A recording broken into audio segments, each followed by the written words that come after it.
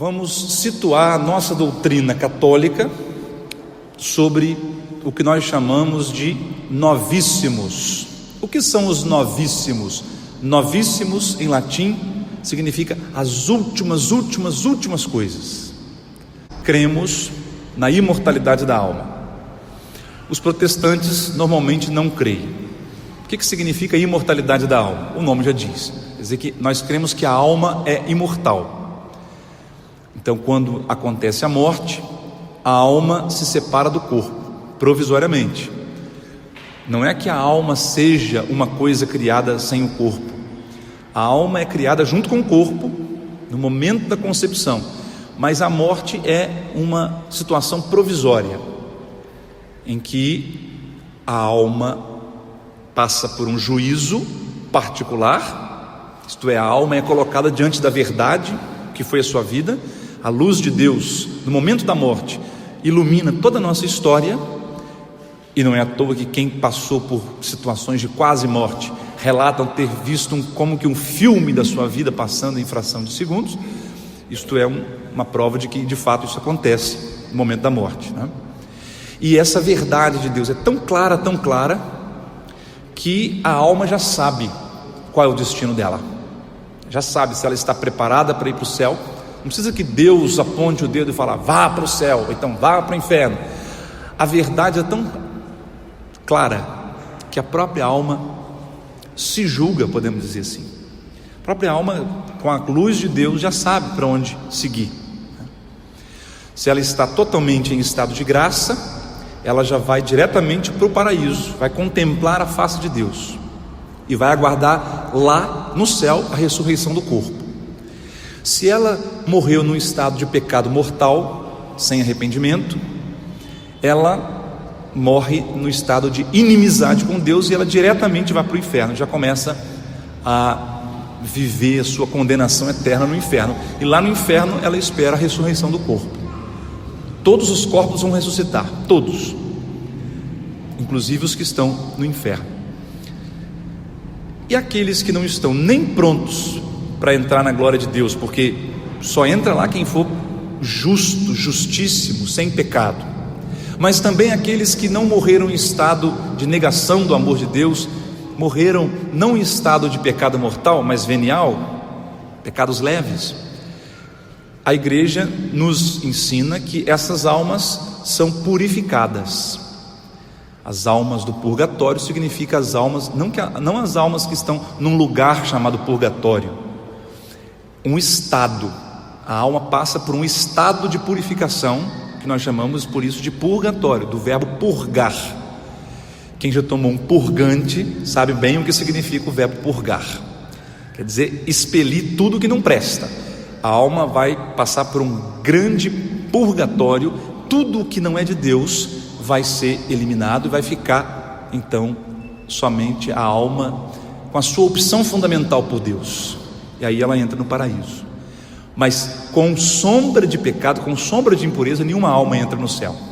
O céu é o lugar dos bem-aventurados, o lugar daqueles que estão identificados totalmente com Deus, portanto nós chamamos de santos. E a igreja não pode afirmar quem está no inferno. A igreja não tem nenhuma declaração oficial de dizer essa pessoa está no inferno, não existe.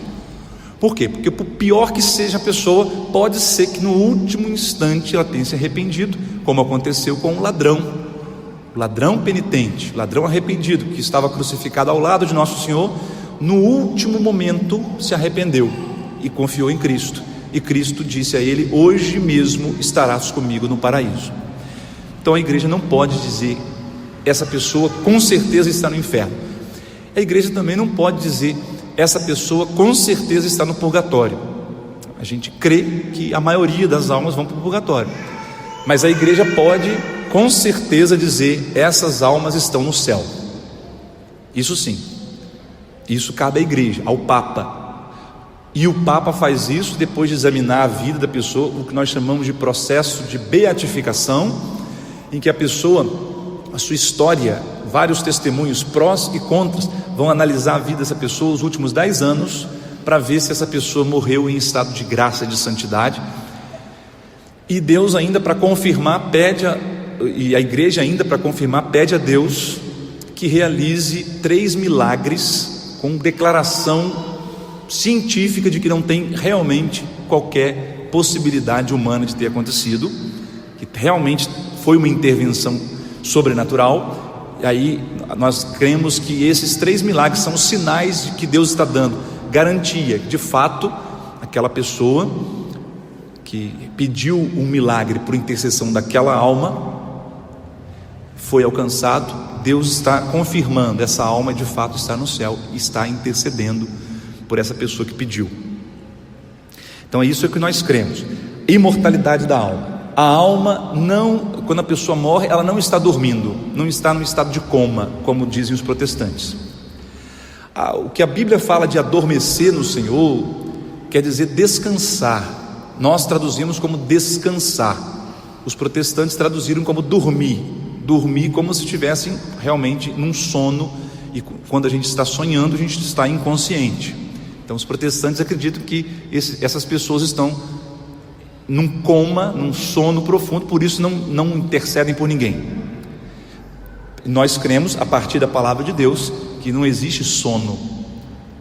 Esse descansar, esse adormecer da morte é uma metáfora para dizer: as pessoas não estão mais nas labutas dessa vida, elas estão repousando agora em Deus. Então eu vou falando alguns textos bíblicos, mas eu não vou pedir para vocês abrirem, porque senão vai acabar demorando muito. O livro da Sabedoria, capítulo 3, versículo 3, diz assim: a vida dos justos, vou começar do versículo 1, a vida dos justos está nas mãos de Deus. Aos olhos dos insensatos pareceram mortos, sua partida foi tida por uma desgraça, sua viagem para longe de nós foi vista como um aniquilamento, mas eles estão em paz. Então, a alma dos justos, essa palavra vida aqui foi traduzido como vida, mas em outras traduções é traduzido como alma, tanto faz vida ou alma, dá na mesma. A alma dos justos está nas mãos de Deus, eles estão em paz, portanto eles não estão dormindo, eles estão em paz. E aí diz ainda: aos olhos humanos pareciam cumprir uma pena, mas sua esperança estava cheia de imortalidade. Por um pequeno castigo receberão grandes favores. Deus os submeteu à prova e os achou dignos de si. Examinou-os como ouro no crisol e aceitou-os como perfeito holocausto. Ou seja, as almas dos justos estão em paz. Nós cremos, portanto, que as almas não estão mortas. E no dia da vinda de Cristo, no fim dos tempos, essas almas vão se reunir de novo ao corpo. Esse corpo, mas ao mesmo tempo não é essa matéria. É esse corpo porque é a nossa identidade, mas não é esse corpo no sentido de essa matéria, esses átomos, essa matéria orgânica aqui que vai apodrecer, obviamente. Então, não precisem ficar assustados com o dia da vinda de Cristo. Não vai ser como aquelas cenas de filmes de terror, que os mortos abrem um caixão e saem lá de dentro. Não tem nada disso, né? Não é essa matéria, é um corpo ressuscitado, um corpo glorioso, que conforme nós lemos nos evangelhos, não era reconhecido. O corpo de Jesus ressuscitado não era reconhecido por Maria Madalena e pelos apóstolos. Era um corpo diferenciado, um corpo sem qualquer sombra, qualquer marca de envelhecimento, de doença, de sofrimento, né? Um corpo totalmente glorificado. Por isso vai ser bem diferente desses nossos corpos aqui, né, com os quais nós lutamos aqui nessa vida, para emagrecer, para não adoecer, etc, né? Então, nós temos várias passagens da Escritura que nos afirmam que os mortos, as almas daqueles que morreram, estão conscientes. Por exemplo, carta aos Hebreus, no capítulo 9, o versículo 27, diz aqui: os homens devem morrer uma só vez, depois do que vem um julgamento. Ele não está falando do juízo final, está falando logo após a morte há um julgamento. Então a morte passa por aquilo que nós chamamos de juízo particular, que não deve ser confundido com o juízo final. O juízo final é o juízo universal, como o nome já diz, se dará quando Jesus voltar e todos os corpos ressuscitarem. Todos os seres humanos vão ressuscitar, os que estiverem com as almas no inferno, os que estiverem no purgatório, os que estiverem no céu, todos vão ressuscitar naquele dia e todos comparecerão diante de Cristo juiz, e aí a verdade sobre tudo vai aparecer. Portanto, você pode esconder aquele pecadinho agora, aquela mensagem de WhatsApp, aquele site, mas um dia vai aparecer tudo, todo mundo vai ver.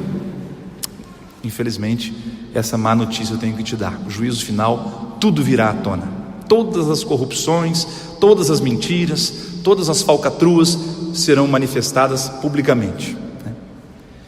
Então, após a morte vem um julgamento. Carta aos Hebreus, capítulo 9, versículo 27.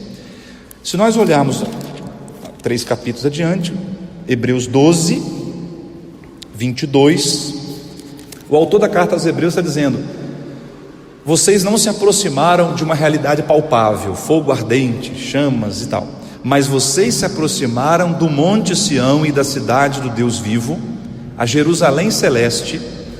Vocês se aproximaram de milhões de anjos reunidos em festa. Vocês se aproximaram da assembleia dos primogênitos, cujos nomes estão inscritos no céu, e de Deus, o juiz de todos, e dos espíritos dos justos que chegaram à perfeição, e de Jesus, mediador da nova aliança, etc, etc.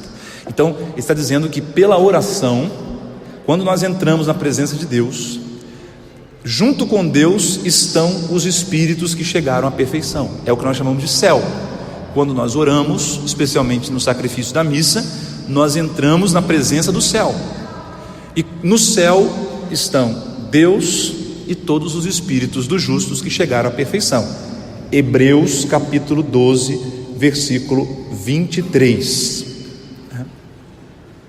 Veja que ele não está dizendo que só lá depois da morte que nós vamos estar diante dos espíritos bem-aventurados. Já aqui na terra, por isso nós podemos pedir intercessão desses espíritos dos justos que chegaram à perfeição, como nós temos, por exemplo, na história, parábola que o próprio nosso Senhor contou do rico e Lázaro, que foi o evangelho de alguns domingos atrás. O rico está, não sabemos se é no inferno ou no purgatório, está na mansão dos mortos, e ele pede a intercessão de Santo Abraão, o patriarca: Pai Abraão, manda Lázaro vir molhar a minha língua, que eu estou sofrendo muito nessas chamas. Pode ser as chamas do inferno, pode ser as chamas do purgatório, não sabemos. Então você veja que alguém, na parábola contada pelo próprio nosso Senhor Jesus Cristo, pede a intercessão de um santo, e o santo responde: sinto muito, mas não dá para fazer nada, que ninguém pode passar daqui para aí.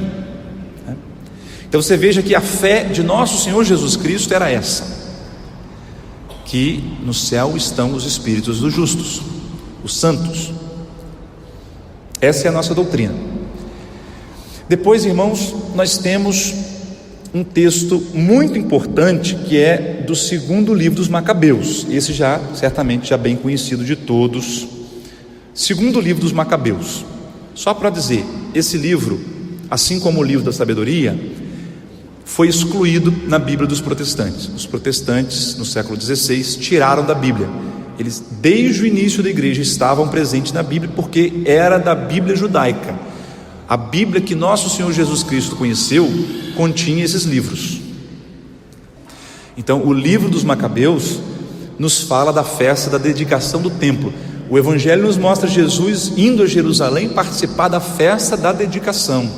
Em nenhum outro livro da Bíblia aparece essa festa, só no livro dos Macabeus. Isso é uma prova de que o livro dos Macabeus, os dois, eram parte da Bíblia judaica que nosso Senhor Jesus Cristo leu. Ele acreditou que esse livro era inspirado. Só depois de 1500 anos que Lutero tirou esses livros da Bíblia. Por quê? Porque são justamente os livros que falam da imortalidade da alma, porque foram livros escritos em grego, quando o povo de Israel estava em contato com a cultura grega, e os gregos ensinavam na filosofia deles a imortalidade da alma. Platão, Aristóteles fala da alma, Isso não era, no Antigo Testamento, não era comum falar de alma e corpo como duas coisas que se completam. Eles não tinham essa antropologia. Os judeus não tinham essa antropologia. Isso entra na fé judaica a partir dos 2 últimos séculos do Antigo Testamento, né, antes de Cristo, quando os judeus entram em contato com a Grécia. Então, o segundo livro dos Macabeus nos conta essa história. Lá no versículo 38: tendo depois reunido o seu exército, Judas Macabeu atingiu a cidade de Odolã. Chegado o 7º dia, purificaram-se conforme o costume e ali celebraram o sábado. No dia seguinte, sendo já urgente a tarefa, vieram falar com Judas para recolher os corpos dos que haviam tombado no combate, a fim de inumá-los junto com seus parentes, sepultá-los nos túmulos de seus pais. Então encontraram debaixo das túnicas de cada um dos mortos objetos consagrados aos ídolos de Jâmnia, cujo uso a lei vedava aos judeus. Tornou-se assim evidente para todos que foi por esse motivo que eles sucumbiram. Todos, pois, tendo bendito o modo de proceder do Senhor, justo juiz, que torna manifestas as coisas escondidas, puseram-se em oração para pedir que o pecado cometido fosse completamente perdoado. E aí eu pulo para o versículo 43. Judas mandou que se oferecesse um sacrifício pelo pecado daqueles mortos em Jerusalém, no altar do santuário de Jerusalém. E aí termina dizendo: mandou oferecer o sacrifício expiatório pelos que haviam morrido. Versículo 45. Então veja, esses soldados morreram em defesa de Israel, morreram pela causa de Deus, Javé, o Deus de Israel. Portanto, morreram como heróis, morreram como mártires. Os mártires, né, aqueles que morrem por causa do reino de Deus, nós sabemos que vão direto para o céu. Porém, na hora de sepultar esses mártires, viram que eles haviam cometido um pecado. Eles usavam debaixo da túnica um patuá, seria hoje um patuá, né, um objeto de outra religião, ligado a um ídolo. Seria hoje, por exemplo, um católico que de repente você descobre que ele tem o trevo de 4 folhas ou o pé de coelho para dar sorte. Mesma coisa, viu? São objetos idolátricos que Deus abomina, né? Superstição, né? Ferradura atrás da porta, não sei mais o que, né? Essas coisas. Então, o que Judas fez? Bom, eles morreram em defesa de Deus, deveriam estar no céu, mas não estão no céu porque morreram em pecado. Então vamos oferecer um sacrifício em Jerusalém, para que Deus tenha misericórdia das almas deles, para que eles, purificados desse pecado, ingressem no céu. Está vendo? Então aqui nós temos o povo de Israel no Antigo Testamento já tinha o costume de rezar pelos mortos, está na Bíblia. Por isso nós católicos oferecemos a missa em sufrágio. Sufrágio quer dizer em resgate, em benefício. Nós oferecemos a Santa Missa, que é o sacrifício de Cristo na cruz, renovado no altar. Nós oferecemos sacrifício em prol daquelas almas do purgatório, que nós achamos, pelo menos nós achamos que estão no purgatório, né? Então podemos rezar por todos os mortos, pedindo a Deus, especialmente na missa. E por isso em toda a oração eucarística tem um momento em que o padre reza pelos mortos, né? E naquele momento cada um deve mentalmente lembrar dos seus entes queridos e rezar pelos mortos.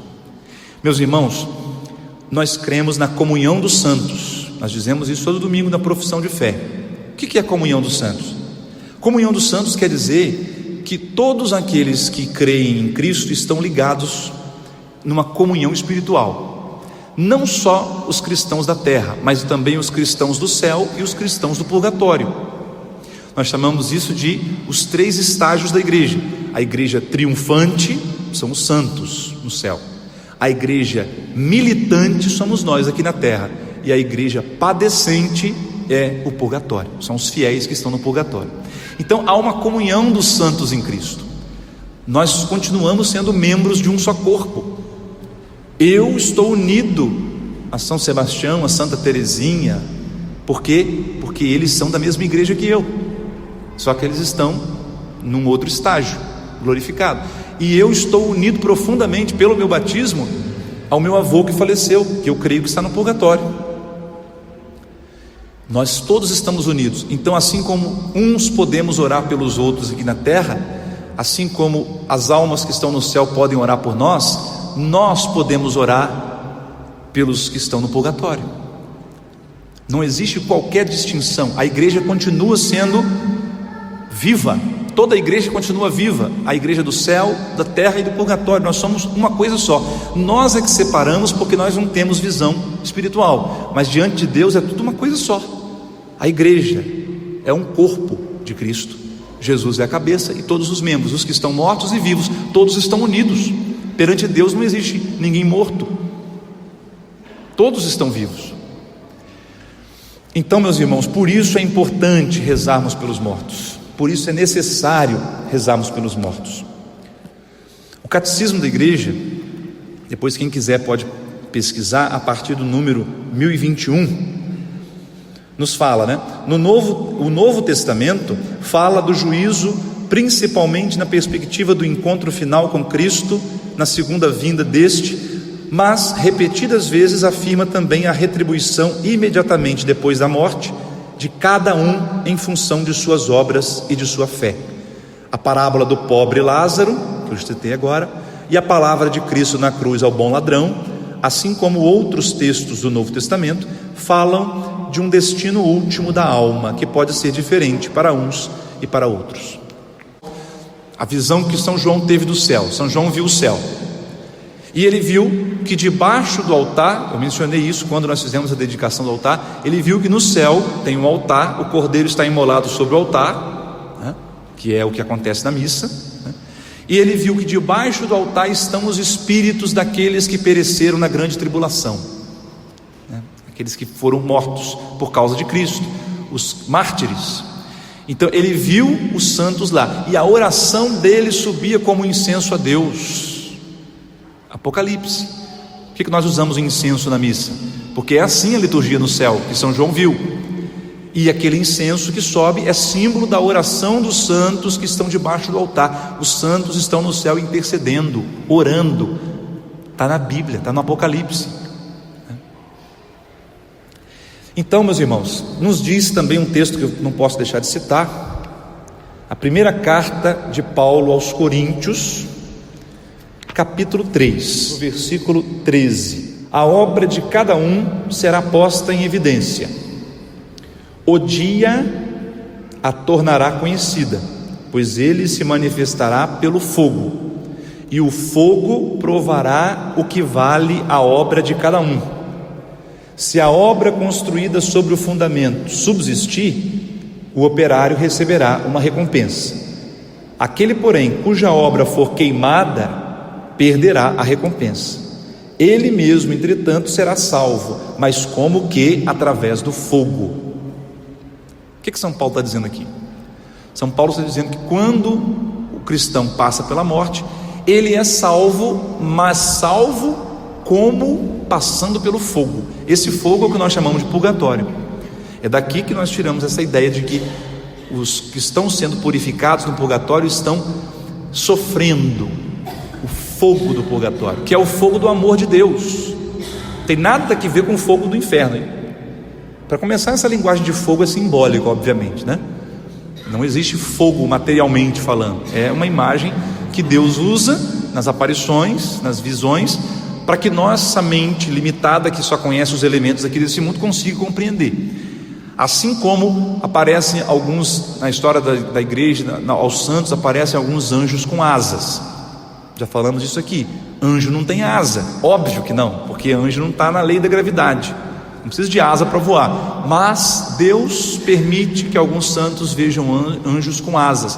Por quê? Porque é só assim que eles vão entender que são anjos, que não são homens, são espíritos humanos, né? Então a mesma coisa, o fogo do inferno, o fogo do purgatório, é uma linguagem simbólica para dizer, é um sofrimento. E São Paulo está dizendo aqui a mesma coisa que disse o livro da sabedoria, no capítulo 2, que nós lemos agora há pouco, né? No capítulo 3. O fogo é que purifica o ouro. O ouro em estado bruto, ele não brilha, ele não tem valor. Ele só tem valor quando ele passa pelo fogo do crisol. Então tudo que não é ouro, olha aí o verbo purgar, tudo que não é ouro cai e fica só o que é ouro. Então São Paulo está dizendo que as nossas almas, nós que morremos com pecados veniais, nós passaremos por um fogo, o fogo da misericórdia de Deus, que nos purificará definitivamente para entrarmos no céu. Por isso nós rezamos pelas almas do purgatório. Nossa oração ajuda muito as almas do purgatório. Nós temos alguns exemplos na história dos santos. São vários, eu vou lembrar apenas um. São Pio de Pietrelcina. São Pio, grande Padre Pio, morreu no século passado, 1968. O Padre Pio era um homem de muitos dons, nós sabemos disso, recebeu os santos estigmas, um homem que tinha bilocação, dom de ciência e vários outros dons, enfim. O Padre Pio, várias vezes ao longo da sua vida, teve provas da importância da oração pelos mortos. Por exemplo, numa ocasião, o Padre Pio foi acordado de noite por 2 frades capuchinhos. Ele era um frade capuchinho. 2 frades capuchinhos o acordaram, pedindo que ele rezasse por eles. E o Padre Pio disse: mas como é que vocês entraram aqui na minha cela? Quem são vocês? E aí eles disseram os nomes: eu sou o Frei fulano, eu sou o Frei Beltrano. E aí eles disseram: nós estamos no purgatório. Nós estamos no purgatório, viemos aqui pedir, por favor, reze por nós. Nós morremos aqui nesse convento tantos anos atrás, 100 anos atrás, antes, no incêndio que houve aqui. Nós morremos aqui e ninguém nunca se lembrou de nós, ninguém nunca rezou por nós. Nós estamos sofrendo terrivelmente no purgatório. Por favor, Padre Pio, reze por nós na sua missa amanhã. Padre Pio voltou a dormir. No outro dia cedo, Padre Pio rezou a missa por eles. Padre Pio contou ao seu superior. O superior da casa foi ao cartório, ao registro da cidade, e lá procurou nos arquivos dos mortos e achou o registro daquele ano em que foi o incêndio, e achou o nome dos mortos. Lá estava o nome dos 2 frades que deram o nome. Quer dizer, ninguém nunca sabe, mais de 100 anos antes. Então o Padre Pio recebeu de fato a visita de 2 almas do purgatório que pediram que eles rezaram. E nós temos vários santos na igreja que passaram por isso. Por isso, meus irmãos, nós não podemos misturar as coisas. Tem gente que pode ter ouvido ou visto alguma coisa assim diferente e acha que é fantasma ou acha que é demônio. Não existe fantasma. Pode acontecer de fato, se Deus assim o quiser, pode acontecer que Deus dê a alguém o dom de visualizar um espírito, porque o espírito é invisível. Pode ser que Deus permita, Ele permitiu algumas vezes na história da igreja, pode ser que Deus permita algumas almas que venham pedir oração. Então, se você não quer que o seu ente querido apareça para pedir oração, reze por eles. Eu não quero que meu avô apareça para mim de jeito nenhum, pedir oração. Eu morro do coração se ele aparecer. Então eu rezo por ele toda missa. E aí depois o Padre Pio recebeu um sinal de que aquelas 2 almas de fato foram purificadas pelo poder da missa. Porque o poder da missa é o poder do sangue de Cristo. Irmãos, nós temos que entender que a missa não é uma oração qualquer. A missa é o Calvário, é o sacrifício redentor que Nosso Senhor quer que se torne operante. Cada vez que se celebra a missa, é como se Nosso Senhor morresse de novo. Ele não morre de novo, Ele morreu uma vez para sempre. O sacrifício dele foi definitivo, uma vez por todas. Mas Ele quis que os efeitos da redenção que Ele operou na cruz se renove no altar cada vez que celebramos a missa. Por isso São João, repito de novo essa citação, São João insiste em dizer que ele viu o Cristo está como um cordeiro imolado de pé sobre o altar, eternamente. Na eternidade, São João viu o Cristo como cordeiro imolado.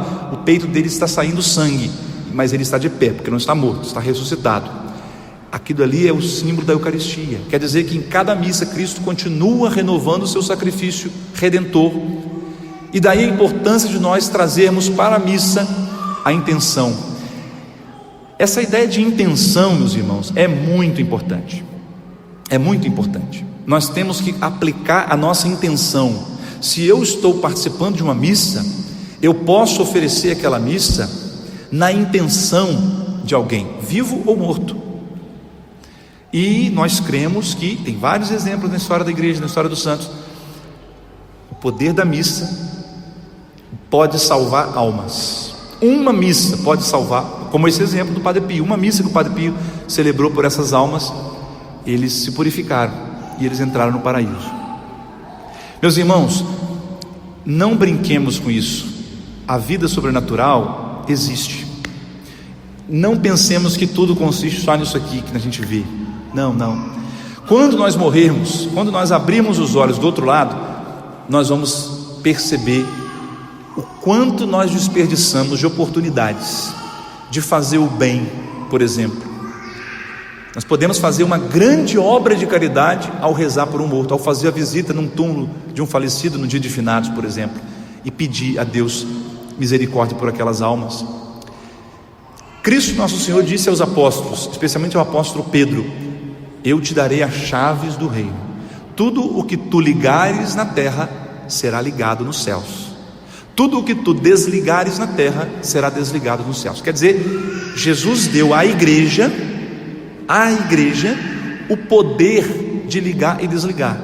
E ele disse que vai acontecer no céu o que a igreja disser que vai acontecer, que acontece aqui na terra. Ou seja, a igreja nos ensina que do dia 1º ao dia 8 de novembro, do dia 1º ao dia 8 de novembro, todos os anos, a igreja declara que está aberta a porta da misericórdia para os mortos. Ou seja, se você visitar um cemitério no dia de finados, ou até 8 dias depois, se você visitar um cemitério, rezar por aquela alma, você ganha, claro, tendo se confessado e comungado, tá? Toda a indulgência só é dada no caso de se você se confessar individualmente com o padre e comungar. Sem confissão e sem comunhão, a igreja não afirma que é dada a indulgência. Mas e eu que não posso confessar? Apela para a misericórdia, faz comunhão espiritual e apela para a misericórdia, apela para a misericórdia de Deus. A igreja diz que tem que confessar e comungar, mas se você não pode, apela para a misericórdia. Para Deus nada é impossível, Então a igreja declara que se você no dia de finados visita um túmulo, visita um cemitério, reza por aquelas almas e reza um creio em Deus Pai, o Pai Nosso, nas intenções do Papa, e você se confessa e comunga 8 dias antes ou depois, a igreja concede indulgência plenária para aquele morto, para aquela alma. O que significa indulgência plenária? Indulgência significa clemência, misericórdia. É um indulto. Nós temos na nossa Constituição ainda hoje o indulto presidencial. O presidente tem direito de conceder o perdão de uma pena a um prisioneiro. Uma vez por ano ele tem esse direito, Então a igreja recebeu o poder de ligar e desligar. A igreja tem o poder de conceder indulgência. O que é indulgência?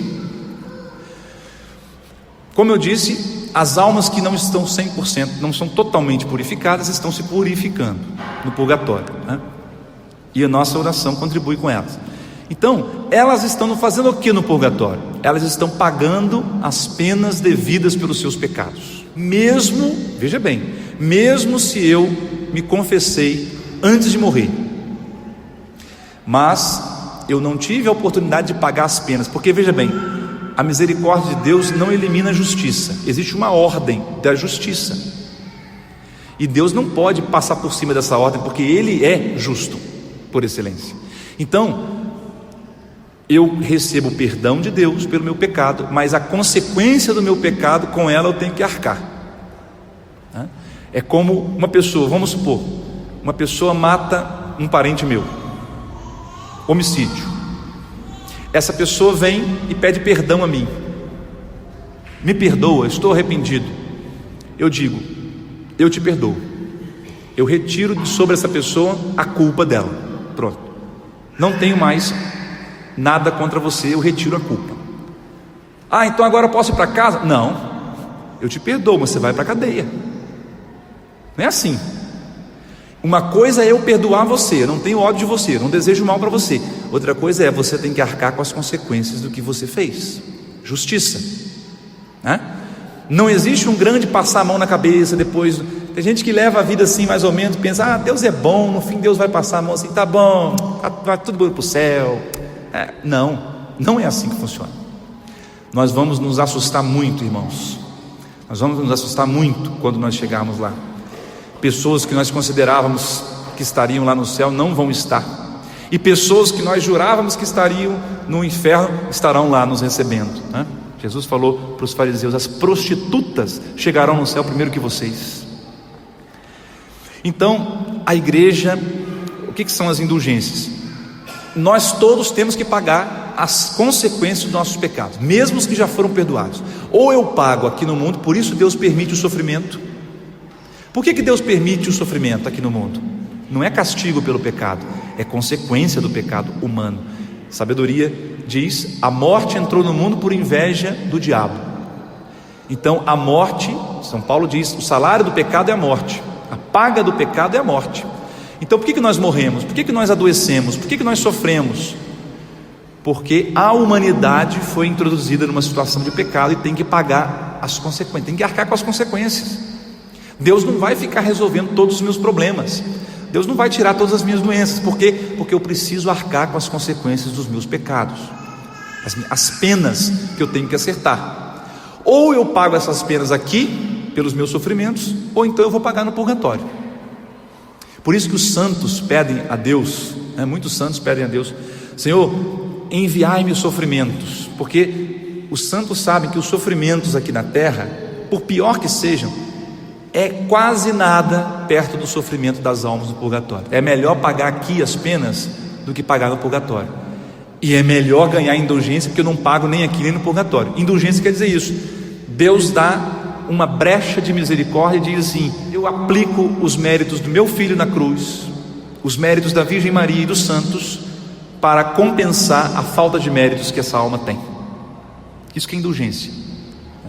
É um ato de transbordamento de misericórdia, é um exagero de misericórdia. Não bastava perdoar os pecados, Deus diz assim: olha, tá bom, Cristo sofreu, eu aplico o sofrimento dele para que você não precise sofrer mais. É isso que é indulgência. Indulgência plenária, quer dizer, todos os seus pecados até hoje, todos os seus pecados estão cancelados, as penas devidas pelos pecados estão pagas pelo sangue do Cordeiro. Isso acontece no dia 1º ao dia 8 de novembro de cada ano. Rezar pelas almas é um apostolado. Quero lembrar a todos que existem as obras de misericórdia corporais e espirituais. Uma das obras de misericórdia espirituais é a oração pelos mortos. Quer dizer, não é só dar uma cesta básica, fazer um bem aqui na terra que é obra de misericórdia. Rezar pelos mortos também é. Eu estou com a minha oração contribuindo com uma alma para que ela sofra menos, para que ela se purifique logo, para que ela comece a gozar do céu. É obra de misericórdia. Tudo isso, irmãos, nos mostra a importância da oração na nossa vida. Se nós soubéssemos como é importante a oração para nós e para os nossos familiares, e também para os nossos falecidos, nós rezaríamos muito mais. Nós não levamos a sério a vida de oração, infelizmente. Nós achamos que oração é só para quando não tiver mais nada para fazer. O dia que eu estiver aposentado, não tiver mais nada para fazer, aí eu vou rezar. Então nós precisamos começar a rezar hoje, já. Vida de oração, união com Deus, para Deus nos livrar do pecado. Quem nos separará do amor de Deus? Nem a fome, nem a nudez, nem a espada, nem os anjos, nada nos separará do amor de Deus.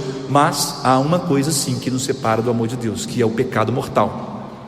Pecado pode nos separar do amor de Cristo de uma vez para sempre. Então nós precisamos, é por isso que a igreja exige que a confissão faça parte, para eu ganhar indulgência para alguém. Porque se eu não me confesso, eu não posso garantir que eu estou em estado de graça. E se eu não estou em estado de graça, que mérito a minha oração vai ter? Que poder minha oração vai ter para uma alma do purgatório? Primeiro eu tenho que, é isso que a igreja quer dizer, primeiro eu preciso fazer as pazes com Deus, e ali é o lugar de fazer as pazes com Deus, confessionário, sacramento da penitência. estando em paz com Deus, em comunhão plena com Deus, ouvindo do sacerdote a declaração oficial: eu te absolvo dos teus pecados, tudo que ligares na terra será ligado no céu. O próprio Jesus disse: a quem vocês, apóstolos, perdoarem os pecados, eles serão perdoados; a quem vocês não perdoarem, eles não serão perdoados. Mas a quem os apóstolos não vão perdoar? Os apóstolos, que somos nós ali no confessionário, só não vamos perdoar um tipo de gente: aqueles que não vêm pedir perdão. Só esses que nós não podemos perdoar, porque claro, eu não posso dar algo que você não pediu. Mas se você for ali pedir, você pode ter matado, você pode ter roubado, você pode ter se prostituído, não interessa o tamanho do seu pecado, meu irmão. Se você está arrependido e for pedir perdão, você vai ouvir: eu te absolvo. Eu não consigo entender por que tem gente que tem medo ou vergonha de confessar. O que você vai ouvir o padre dizendo ali depois que você contar as atrocidades que você cometeu? Você vai ouvir o padre dizendo assim: olha, Deus é bom.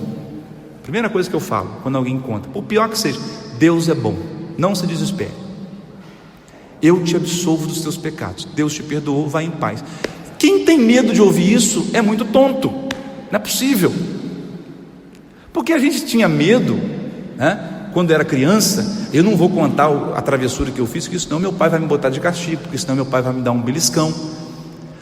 E a gente projeta isso para depois. O padre é o pai, a figura do pai, e a gente projeta isso, tem medo de contar para o padre, porque acha que o padre vai achar estranho, que o padre vai me estranhar, que o padre nem sabe quem é você, o padre nem lembra o que você falou, nem quer saber também.